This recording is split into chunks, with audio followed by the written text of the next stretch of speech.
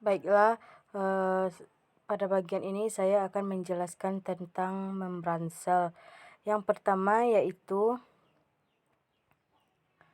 struktur dan fungsi dari komponen penyusun membran sel.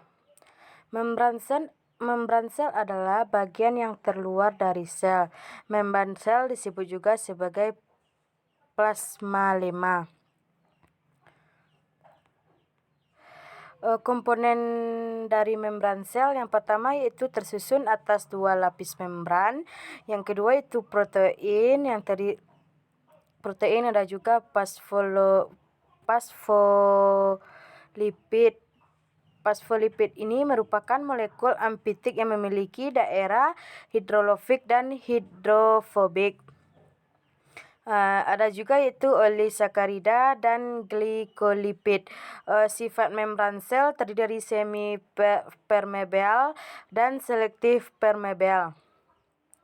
Fungsi dari komponen penyusun membran sel yang pertama yaitu dalam pergerakan ion molekul dari dalam ataupun luar sel, media transportasi molekul keluar dan masuk sel, mempertahankan perbedaan konsentrasi di dalam dan di luar sel. Yang selanjutnya itu komunikasi antara sel dengan lingkungan melalui protein yang dimilikinya. Yang kedua yaitu konsep fisika dalam membran. Yang pertama yaitu gerakan partikel bermuatan pada membran. Flux dari jenis muatan pada media homogen sejalan dengan persamaan berikut. Teman-teman bisa melihat persamaannya. Konsep fisika dalam membran gerakan partikel bermuatan pada membran. Meskipun ion-ion utamanya bergerak melalui lubang atau rongga, tetapi kita akan melihat difusi ion ke dalam wilayah homogen.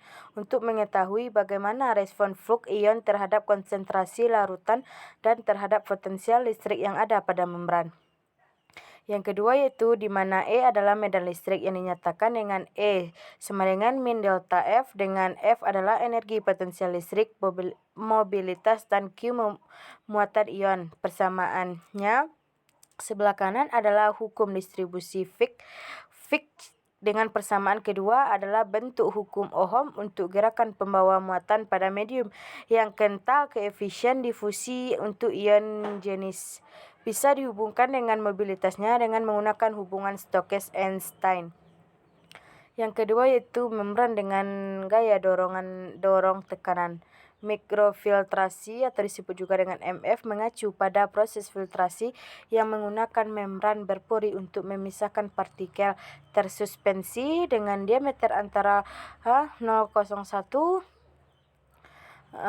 dan 10. Mulder mengatakan membran MF terletak di antara membran ultrafiltrasi dan filter konvensional.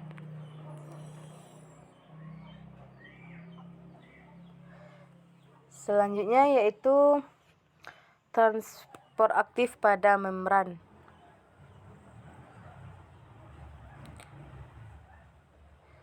Contoh protein transport pada transport aktif adalah ATPase yang menggunakan energi dari hidrolisis ATP untuk memindahkan ion atau molekul kecil melewati membran dengan melawan gradien konsentrasi. Protein transporter pada transport aktif dan difusi terfasilitasi dibedakan menjadi 3 jenis. Yang pertama yaitu uniporter, yang kedua symporter, dan ketiga antiporter. Molekul-molekul besar seperti protein dan polisakarida memiliki mekanisme tersendiri di luar transport aktif dan pasif.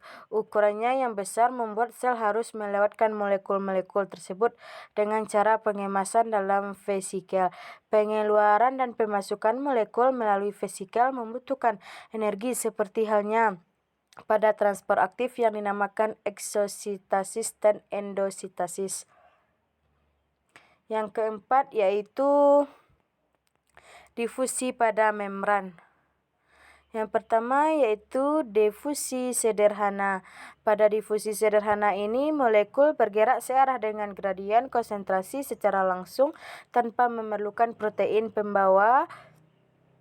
Pada umumnya, metabolit yang dapat melintasi membran melalui difusi sederhana ini merupakan metabolit dengan berat molekul yang kecil seperti air, AO2, entonel, CO2, dan senyawa-senyawa lemak, dan molekul-molekul kecil yang polar tak bermuatan dengan menembus secara langsung pada sel-sel lipid. Yang kedua yaitu difusi terfasilitasi. Difusi ini membutuhkan protein membran sebagai channel untuk memasukkan molekul. Contohnya adalah protein transport yang memiliki tempat pelekatan ion atau molekul yang spesifiknya. Misalnya protein transporter khususnya glukosa. Protein transporter glukosa paling banyak ditemukan di sela-sela pada jantung, juga hati, karena pada organ tersebut sel-selnya selalu membutuhkan gula untuk dikonversi menjadi energi. Yang selanjutnya yaitu osmosis pada membran. Osmosis adalah difusi suatu pelarut dari kondisi dengan konsentrasi zat pelarutnya tinggi ke larutan dengan konsentrasi zat pelarut rendah. Osmosis adalah proses keluar masuknya air melalui membran plasma yang bersifat selektif permeabel. Air tersebut bergerak dari larutan yang konsentrasinya rendah menuju ke larutan yang konsentrasinya tinggi. Osmosis dikenal juga sebagai difusi air. Pada molekul air, aquaporin menyebabkan air berdifusi dengan cepat. Perpindahan air melalui membran plasma memberikan konsekuensi pada sel. Air berdifusi melewati membran dari lokasi yang memiliki zat terlarut rendah. Yang selanjutnya yaitu volume transport melalui membran. Volume transport adalah besarnya suatu aliran yang mengalir pada membran-membran sel baik masuk maupun keluar sel. Yang pertama yaitu transport aktif. Transport aktif ini terdiri dari endositasis, fagositasis, yaitu semua sel eukariota secara terus-menerus memfagositasis sebagian membran plasma. Vesikel endositotik berbentuk ketika sebagian membran plasma mengalami invaginasi, yaitu membungkus cairan ekstrasel dan isinya. Yang kedua yaitu ekositasis. Sinyal untuk ekositasis sering berupa hormon. Jika hormon berikatan dengan reseptor di permukaan sel, selanjutnya memicu perubahan lokal. Transport aktif yaitu transport aktif merupakan kebalikan dari transport pasif dan bersifat tidak spontan. Arah perpindahan dari transport ini melewati gradien dan konsentrasi.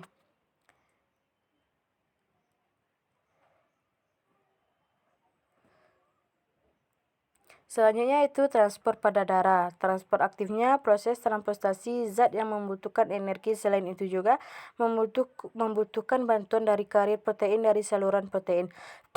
Energi yang dibutuhkan dalam pemindahan molekul tersebut ada yang diperoleh dari hidrolisis ATP. Karena melawan gradien konsentrasi, cara kerja transport aktif dilakukan oleh protein spesifik yang tertanam pada membran. Dua jenis transport aktif adalah transport aktif primer dan sekunder.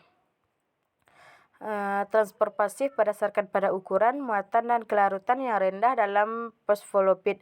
Banyak molekul penting secara biologis, secara ion-ion, gula, asam amino dapat masuk ke dalam sel dengan cara sangat lambat, namun serapannya ke dalam sel terjadi karena transport saluran ion atau protein membran.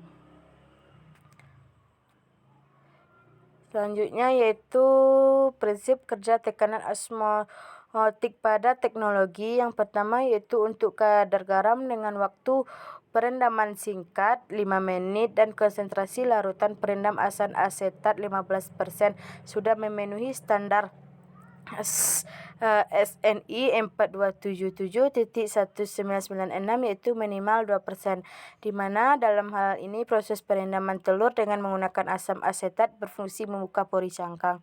Yang kedua yaitu untuk menguji organoleptik yang terdiri dari uji bau, warna, dan penampakan diperoleh hasil yang sesuai dengan standar SNI yaitu normal.